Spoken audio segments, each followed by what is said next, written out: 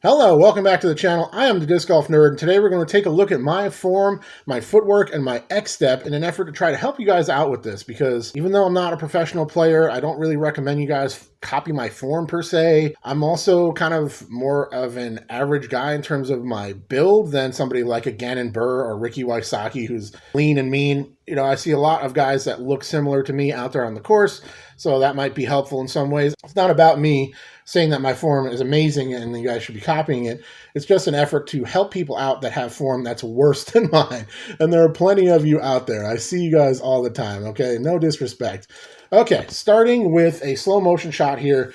This is a nose up, hyzer flip, high shot with a Defiant here out at Vance Park. I'm trained to kind of move my body out of the way after I release the disc because I'm trying to film it fly down range, so don't worry about that part of it. Just focus on this first step right here.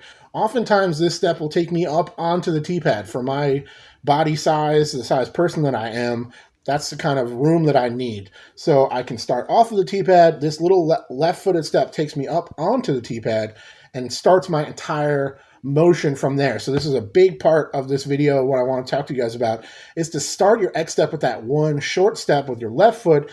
Start the entire process moving. Also, you'll notice my body is mostly faced forward here. I'm not turned with my arm and my shoulders and everything pointed in a straight line at the basket. Mostly face forward, and then the left-footed step starts my body turning into the X step as well, okay? So from there, left-footed step, my weight's fully on that foot there. My feet will not quite cross over just due to my body size, but there's a little bit of an X there. You'll notice my body almost leaves the ground on this particular throw, and then my weight is now loaded onto this foot. You'll also notice that as I step, this toe hits the ground, my disc is in the full reach back position from there. My head hasn't moved a whole lot. The rest of my body has kind of moved around the head. The disc is now back here. So as my foot touches down here, rather than it being flat like this, it's faced away from the target just that little bit. Another big thing I see people do is take that last, the X step looks okay, they take that last step and their foot is pointed open like this, right? So it's pointing up to the left. And at that point, your hips and your shoulders are open already, right? So you can't load them up properly from that position. So if you're coming through your X step, your toe is open like that, you are going to sacrifice a ton of distance potential. So from here, as I step there, that's pointed away. You'll also notice another huge part of this video, and one of the main talking points I want to tell you guys about, is this foot right here is out in front of this foot. They are not in line with each other. I see people constantly end up in a position where your feet are in a straight line like this, your shoulders and your arm and everything's pointed downrange, and you try to pull the disc straight across here and release it. What ends up happening 9 times out of 10 is you saw it off inside on a hyzer. It swings out and never gets a chance to stand up because it doesn't have enough spin or speed from this position. Goes out and it just kind of hooks out to the left. Or when people plant with their feet flat like that, a lot of times they'll end up kind of leaning back and kind of trying to wrist flick an anhyzer over their shoulder to get the disc to kind of turn to the right and come back and steal some distance from an unfavorable body positioning. So if you could just get yourself in a position where those feet are staggered, now you have room to turn your shoulders, load your hips, and then transfer your weight, pull the disc into you. You have all the space that you need to make those things happen. So make sure when you're planting that this foot is at least a little bit in front of this one. It doesn't have to be like super exaggerated or anything, but it has to be to some degree, or else you're going to have a lot of trouble getting the disc in the right positions. Okay, so finishing off this throw here. From there, my weight comes through. It's on a slight hyzer. It's nose up. My weight's kind of braced here, and then the release happens. Okay, so moving on. Now we're taking a look at a downhill hyzer flip with a fuse out at Pier Park, and I'm going to punch this one on a hyzer down this hill. Doesn't get to the basket, but it's a well-executed release, and it felt really smooth at the time. So you'll see all the same things are happening. Let's back it up here. Short left-footed step starts the entire process, turning my body and moving into this footwork to throw this disc. Okay, so that happens. Then as my weight is coming forward, you'll see this little wrist flick happen. I want to talk about that real quick since we've never really taken a deep dive and look at my form on the channel. Something that people mention, I actually got recognized via that part of my form by somebody out at Pier Park. They told me on Instagram, oh, I knew it was you because you did that little wrist flick that you have in your form. So it's just a timing mechanism that developed naturally. It's not something I do consciously. It just kind of happened.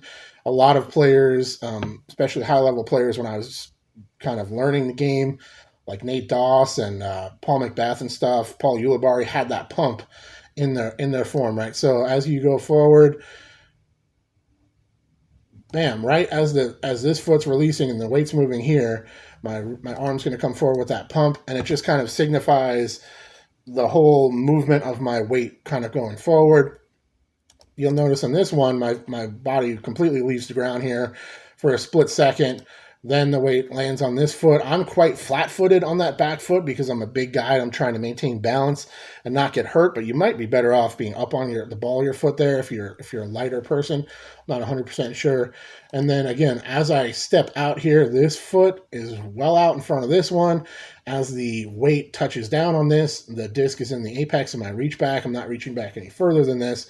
And as I pull through this, my hips, my knee kind of turn into this one. This comes into my body pretty tight and comes out. And you can see here it's on a nice nose down, hyzer flip angle. And this thing flew really nice down this gap. My weight comes all the way through to the point that I actually fall forward. And I even like kick the leg up a little bit to keep the process moving. Again, I just don't want to stop anything. I'm not trying to like have any kind of short stops during my throw. I want everything to be smooth as I possibly can. So here it is all the way through in slow motion, wrist pump. Bam, my foot well out in front of this one. That's, again, the main thing I wanted to show you guys in this video. Last thing I want to take a look at is just my standstill form to let you guys know that the same thing applies. I stagger my feet directly. So this could be a good way to kind of work on ending up in that position, is to work on your standstill throws from this starting point right here. Now, this is just a little wrist flick toss down this hill with a magnet, trying to take an ace run on the little short pin here. So I don't need much. I lean back a little bit on this foot. The reach back is very short. My weight's already pretty much forward onto this foot here. And then it comes through right here, little hyzer, quite a bit nose up, and I float it down the hill perfectly to the pin. So just to give you guys an idea of the same rules apply here for a standstill shot as they do going through your X step. So it might be helpful to kind of start from standstills, making sure you feel comfortable with that stagger position, being able to turn your shoulders away. You can throw pretty far shots with a standstill when you're comfortable with it as well. I've always been very strong with a standstill shot, so I wanted to show you guys that. Little flipper down the hill. I've thrown this shot a million times, and I still haven't aced it. So thank you very much for watching. That is it for this video. I hope you guys enjoyed that. Hope you guys learned something. Again, this is not about, ooh, look at my form, I'm amazing, I'm a pro, you guys need to do what I do. It's more of just an opportunity to try to help you guys out best I can. So thank you very much for watching. I appreciate you, and I'll talk to you later. Cheers.